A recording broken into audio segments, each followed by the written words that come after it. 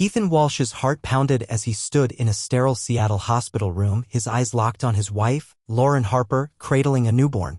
Her face glowed with a deceptive warmth, the baby swaddled in a soft blue blanket.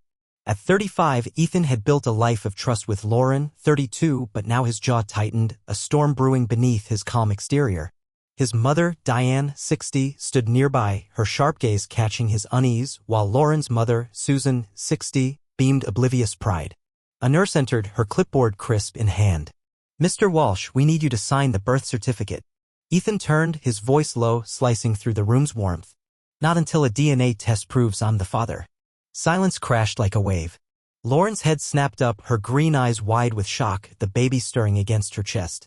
"Ethan, how dare you?" she hissed, her voice trembling with fury. Susan's hand flew to her chest, stunned, while Diane's eyes narrowed, flicking between them. Ethan raised a hand, his gesture commanding quiet. "I've known for months, Lauren," he said, his tone cold but steady. "I waited until now to spare you stress during pregnancy. But the truth can't wait." He pulled a folded paper from his jacket, his fingers deliberate as he unfolded it. His voice cut sharper now, each word a blade. "Ethan can never know about us, Ryan. I'll make sure he believes the baby's his." The room froze. Lauren's face drained of color, her lips parting in a silent gasp. "Where did you get that?" she stammered, her voice barely a whisper. Ethan met her gaze, unflinching. "Ryan Carter, your lover, sent me the screenshot. He betrayed you first." Susan gasped, her shock echoing in the sterile air, but Ethan's focus stayed on Lauren, whose hands trembled around the baby. Diane stepped closer, her voice low, urgent. "Ethan, not here. Not now." But Ethan shook his head, his resolve ironclad. "No, Mom. She played me for a fool. I deserve the truth." Lauren's eyes darted, searching for an escape. "It's not what you think," she pleaded, her voice cracking. "I made a mistake, Ethan. I love you." Her words hung desperate, but Ethan's expression didn't soften. "A mistake," he said, his voice rising with controlled anger. "You plan to trap me, Lauren. To raise another man's child as mine." He turned to the nurse who stood frozen by the door. "Schedule the DNA test. Today." Susan rushed to Lauren's side, her voice shaking. "Ethan, you're breaking her heart. Think of the baby." But Ethan's eyes stayed on his wife, her tears now streaming, her facade crumbling. "I thought of the baby," he said, his voice dropping to a bitter whisper. "That's why I waited. But I won't be lied to anymore."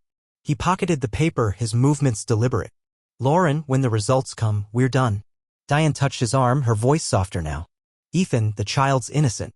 Ethan nodded, his face tight. "If it's mine, I'll be its father. If not, I'm out." He turned, his footsteps heavy as he left the room, Lauren's quiet sobs fading behind him. Outside, he leaned against the hospital wall, his breath ragged. Months of suspicion, late-night texts, Lauren's excuses had led to this. But Ryan's message, sent in a fit of guilt or spite, had cracked the lie wide open. As he drove home through Seattle's rain-slicked streets, his phone buzzed. Diane's name lit the screen. He answered, bracing for her plea. "Ethan," she said, her voice firm yet strained, "I know you're hurt, but Susan found something. Lauren's been hiding more than an affair." Ethan's grip tightened on the wheel, his pulse spiking. "What is it?" he demanded. Diane hesitated, then whispered, "A plan to take everything you have. Meet me tomorrow.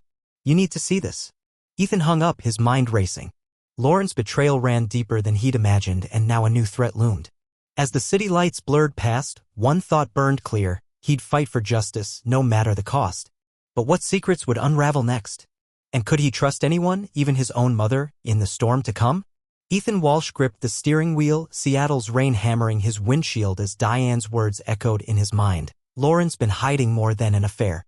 At 35, he'd thought the worst was over, Lauren's betrayal exposed in the hospital, her lover Ryan Carter's screenshot burning a hole in his trust. But now his mother's cryptic warning hinted at a deeper scheme. Ethan's pulse raced as he pulled into Diane's driveway, the modest craftsman house glowing faintly against the storm. Inside, Diane, 60, sat at the kitchen table, her face taut with resolve. A leather-bound journal lay before her, its pages worn. "Susan found this in Lauren's apartment," she said, sliding it toward Ethan. "Read it." Ethan's fingers hesitated, then opened the journal. Lauren's neat handwriting filled the pages, each entry a dagger. Ethan's too trusting. "If I play the loving wife, he'll raise Ryan's kid and never suspect. His money's ours." Another entry chilled him. "Ryan's debts are piling up. We need Ethan's wealth to start over." Ethan's jaw clenched, rage simmering beneath his shock. "She planned to bleed me dry," he whispered. Diane nodded, her eyes hard. Susan's devastated, but she agrees Lauren crossed a line. Ethan leaned back, the journal heavy in his hands. Lauren, 32, had woven a web of lies, and Ryan, 34, was no mere fling but a desperate accomplice. What now? He asked, voice low. Diane's gaze softened, but her tone was steel. You fight, Ethan. You end this legally and protect yourself. She paused, then added, I've seen betrayal before. You're stronger than this. Her words carried a weight Ethan couldn't place, a hint of her past he didn't yet understand. He nodded, resolve hardening. I'll call Olivia. Olivia Grant, his lawyer, met Ethan the next morning at a bustling downtown cafe. Her sharp eyes scanned the journal as Ethan recounted the hospital confrontation. This is gold, Olivia said, tapping the pages. Lauren's intent to deceive strengthens our divorce case. We'll file for adultery and freeze all joint assets. Ethan exhaled, relief mixing with dread. What about Ryan? He asked. Olivia's lips curved. Send me his employer's contact. A man who sleeps with a colleague's wife doesn't keep a tech job long. By noon, Ethan emailed Ryan's firm, attaching the screenshot and a concise note. Your employee's actions destroyed my family.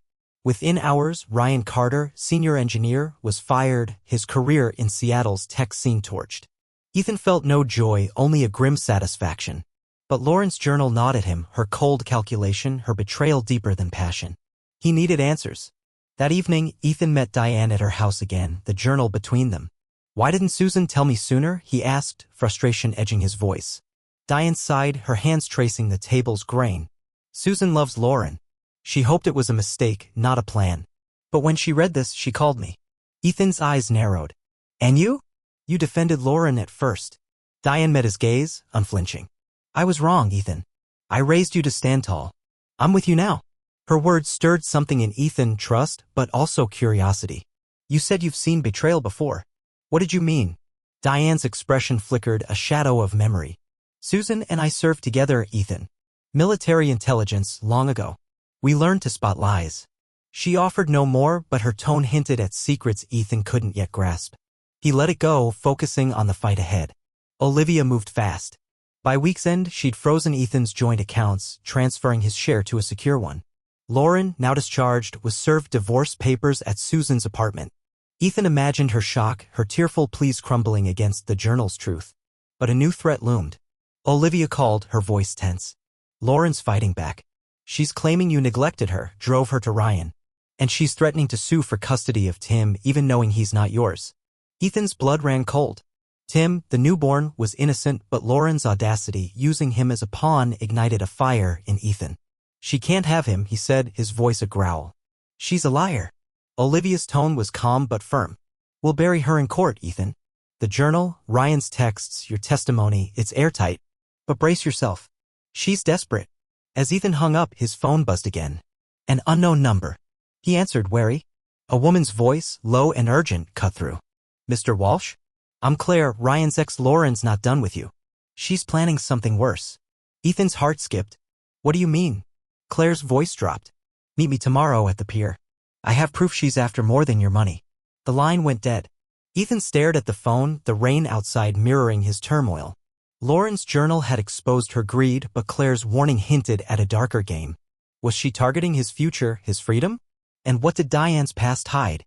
As he stepped into the storm, one truth anchored him. He'd outsmart Lauren, no matter the cost. But could he trust Claire, or anyone, in the battle ahead? Ethan Walsh stood at Seattle's pier, the salty wind biting his face as he scanned for Claire. Her cryptic call last night, Lauren's planning something worse, had kept him awake, her words looping with Lauren's journal entries about bleeding him dry. At 35, Ethan thought he'd faced the worst of his wife's betrayal, but Claire's warning hinted at a darker scheme. His phone buzzed. Diane. Be careful, Ethan, his mother said, her voice tight. I don't trust this Claire. Ethan nodded, though she couldn't see. I'll handle it, Mom. A woman in a gray hoodie approached, her eyes sharp. Ethan? I'm Claire. She was younger than he'd expected, maybe 30, her voice steady despite the nervous glance over her shoulder. Lauren's not just after your money, she said, handing him a USB drive. She's been recording you private calls, your business deals. She plans to blackmail you for a bigger payout in the divorce. Ethan's stomach twisted, his fingers closing around the drive. Why tell me? He asked, suspicion flaring. Claire's jaw tightened. Ryan ruined my life too. I want them both to pay. Her words carried a raw edge, convincing Ethan she wasn't lying. He pocketed the drive, his mind racing. Lauren, 32, had played him from every angle, and Ryan Carter, 34, was her desperate partner in crime. Thanks, Ethan said, turning away. Claire's voice stopped him. One more thing, she's meeting Ryan tonight at her apartment. You want proof? Be there. Back home, Ethan plugged the USB into his laptop. Audio files filled the screen, his voice, late-night work calls, even a heated argument with Lauren months ago. His blood boiled. She'd bugged his office, his car, twisting his words to paint him as neglectful. He called Olivia Grant, his lawyer, her calm voice grounding him. This is illegal surveillance, Olivia said. It'll destroy her custody claim and strengthen our case. Get me footage of her with Ryan tonight, and she's done. Ethan hesitated. Staking out Lauren felt like sinking to her level, but her blackmail threat left no choice. He drove to Susan's apartment complex, parking in the shadows. At 8 p.m. Ryan's car pulled up, his lanky frame slipping inside.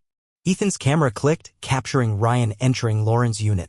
Minutes later, raised voices echoed Lauren's sharp, Ryan's pleading. Ethan recorded his heart pounding. Then silence. Ryan stormed out, Lauren's silhouette cursing in the window. Ethan sent the footage to Olivia, who replied instantly, "Perfect. We've got her." But as he drove home, Diane's call shattered his focus. "Ethan, I went through Lauren's journal again," she said, her voice trembling. "She wrote about Tim, says she'll fight for custody to hurt you even if it means lying about his paternity." Ethan's grip tightened, fury surging. Tim, the newborn, was a pawn in Lauren's game, her cruelty deeper than he'd imagined. At Diane's house, the air was heavy. Susan sat on the couch, her face pale, clutching a mug. "I'm sorry, Ethan," she whispered. "I thought Lauren could change." Diane, 60, stood firm, her eyes blazing. "She won't change, Susan. She's poison." Ethan studied his mother, her resolve unshakable. "You said you and Susan saw betrayal before," he said. "What did you mean?" Diane's lips pressed thin, a flicker of pain crossing her face. "We served in military intelligence, Ethan. Gulf War. We exposed liars, protected our own. I won't let Lauren destroy you." Her words hit hard, revealing a strength Ethan hadn't known. "You're with me now?" he asked, voice low. Diane nodded, her hand squeezing his. "Always, son. I was wrong to defend her." Susan's eyes welled up, but she nodded too. "I'll testify against her, Ethan. For Tim's sake." Ethan exhaled, a weight lifting. His allies were aligning, but Lauren's blackmail loomed and Claire's proof was untested. The next day, Olivia called Ethan to her office. "The footage and USB are damning," she said, her eyes gleaming. "Lauren's meeting Ryan shows ongoing collusion and the recordings violate privacy laws. We'll countersue for harassment if she pushes custody." Ethan nodded, but a knot tightened in his chest. "What if she twists this in court?" Olivia's smile was sharp. "She won't. I found a witness, her old colleague, Mark.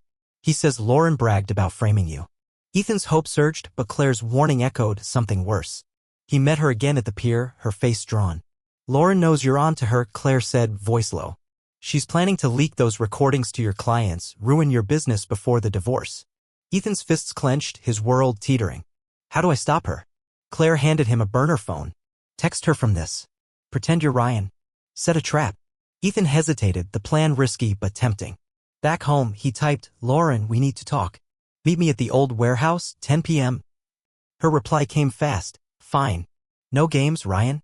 Ethan's heart raced. He'd confront her, record her confession, end her lies. But as he grabbed his keys, Diane's voice rang out from the doorway. "Ethan, stop. I'm coming with you." Her eyes burned with a soldier's fire, a past Ethan barely knew. "What's at stake?" she asked. "Everything," Ethan said, his voice breaking. "She's trying to destroy me and Tim." Diane nodded, grabbing her coat. As they drove into the night, Ethan felt the weight of her strength beside him.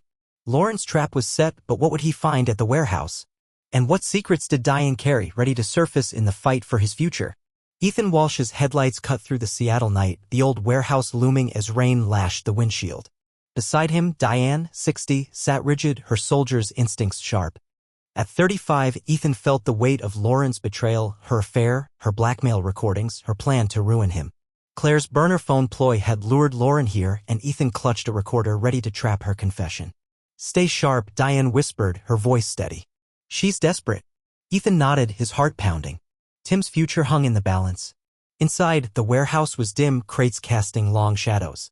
Lauren, 32, stood alone, her silhouette tense under a flickering bulb. "Ryan," she called, voice sharp. Ethan stepped forward, recorder on. "It's me, Lauren." Her eyes widened, fury twisting her face. You set me up, she spat. Ethan's voice was cold. Admit it, your recordings, your plan to destroy me. Lauren laughed, bitter. You lose Tim, Ethan. I'll leak those tapes, ruin your business, and take him. Diane emerged, her presence commanding. You're done, Lauren. We have your journal, Ryan's texts, your colleague's testimony. Lauren's bravado faltered, her hands trembling. You can't prove anything, she hissed, but her voice cracked. Ethan held up the recorder. You just did. Lauren lunged for it, but Diane blocked her, swift and firm. Back off, Diane said, her tone forged in battles Ethan could only imagine. Lauren froze, cornered. Ethan's voice softened, raw. Why, Lauren? I loved you. Her eyes glistened, but defiance lingered. You were never enough, she whispered. Ryan needed me. Ethan's chest tightened, her words a final cut. He pocketed the recorder, turning away. See you in court. As they left, Lauren's curses echoed, but Ethan felt a strange calm. Her confession was his weapon, Tim's shield. The courtroom buzzed days later, the judge's gavel poised. Olivia Grant, Ethan's lawyer, stood tall, presenting the journal, Claire's USB, and Ethan's warehouse recording. Lauren, pale, spun a tale of loneliness, claiming Ethan's absence drove her to Ryan Carter, 34. But Olivia was relentless. Miss Harper, you recorded private calls to blackmail your husband, correct? Lauren stammered, no, Olivia played the warehouse tape, Lauren's voice damning. I'll leak those tapes, ruin your business. The room gasped. Susan, Lauren's mother, wept in the gallery, her testimony earlier sealing Lauren's fate. She planned to hurt Ethan, Your Honor. I found her journal. Mark, Lauren's colleague, confirmed she bragged about framing Ethan. The judge, stern, leaned forward. Ms. Harper, your actions show calculated deceit. Ethan spoke, his voice steady. I seek freedom, Your Honor, to rebuild my life. The judge nodded, granting the divorce, splitting assets 50-50ths. Ethan walked out unburdened but hollow. Weeks later, tragedy struck. Lauren and Ryan, fleeing Seattle, crashed on a rain-slicked road. Authorities called it an accident, their car veering into a ditch. Ethan stared at the news, not grief but finality settling in. Susan, devastated, called him voice-breaking. Tim needs a home, Ethan. He's all I have left. Diane, her strength waning, echoed her plea at Ethan's apartment. He's innocent, Ethan. You could be his father, blood or not. Ethan paced, torn. Tim, now 3 months old, deserved better than foster care. Memories of Lauren's cruelty clashed with the boy's innocent face, seen in Susan's photos. He visited Susan's apartment, Tim's tiny hand gripping his finger. Ethan's heart cracked open, a choice forming. I'll adopt him, he said, voice firm. Susan sobbed, grateful, but Diane's eyes held a deeper pride. You're stronger than I ever was, she said, her hand squeezing his.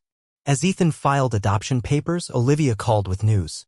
Lauren's recordings were destroyed in the crash, but her laptop held one last file, a video. Ethan braced himself, meeting Olivia at her office. The video showed Lauren, tearful, hours before the crash. If I lose, Ethan wins, she said, voice bitter. But Tim's better off with him. Ethan exhaled, stunned. Even in her defeat, Lauren had known the truth. Ethan sat with Diane that night, Tim asleep in a crib nearby. You were in military intelligence, Mom, he said, piecing her past together. What did you hide? Diane smiled, weary. Just battles, son. Like yours. Her strength, forged in secrets, had carried him here. Ethan looked at Tim, a new resolve blooming. Lauren's lies were gone, but a new fight loomed, raising a son, rebuilding a life. As Diane's hand rested on his, a question lingered. What else had she faced, and how would it shape their future? Ethan Walsh watched Tim giggle, chasing a soccer ball across their new Seattle apartment's modest lawn. At 35, Ethan had rebuilt from Lauren's betrayal, her affair, blackmail, and cruel plan to trap him, exposed in a hospital room, a warehouse, and a courtroom. Adopting Tim, now 3, had been his hardest choice, yet the boy's laughter was a balm for scars left by Lauren's lies. Ethan's heart swelled, but a quiet question lingered. Could he be the father Tim deserved? Months after the divorce, Ethan had moved from their old house, its memories too heavy. Tim's adoption papers were final.